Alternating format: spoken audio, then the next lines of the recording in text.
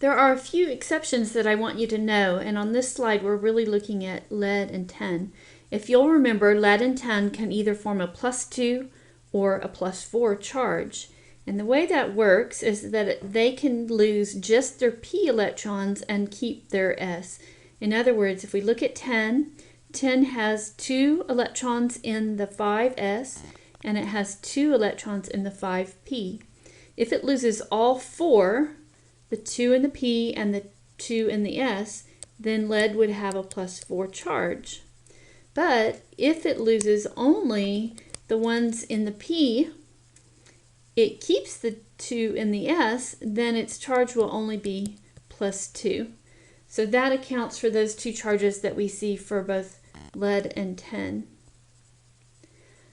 There are other exceptions, and in fact a lot of them, that occur in the D block, and I'm just going to have you learn one. Let's look first, let's number our periodic table here. Remember that the numbers for the D block are 1 less, so this is the 3rd energy level for this D block in here. Let's find this element. So we'll start with argon, and then we have 3d6, so we go to the 3rd energy level, D, and this is iron.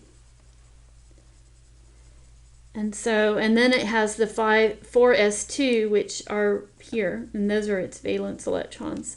So since it has 2 electrons in the 4s2, so let's put this is iron, it has 2 electrons in the 4s2, you would expect it to just lose those because those are its only valence electrons. But what happens is that it can lose more than that.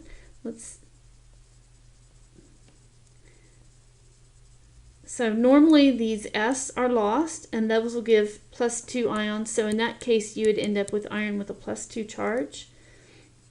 But what happens is, let's number these D so you can see.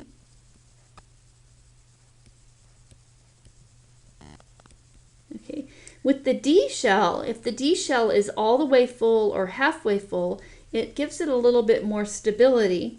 So with iron, if it could lose an extra electron, its D shell or its D orbitals will be half full, and that makes it more stable.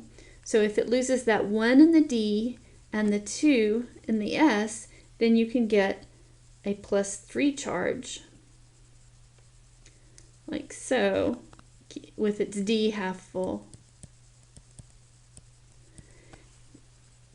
This slide and the last slide are the only exceptions I want you to know to be able to explain, and that's it.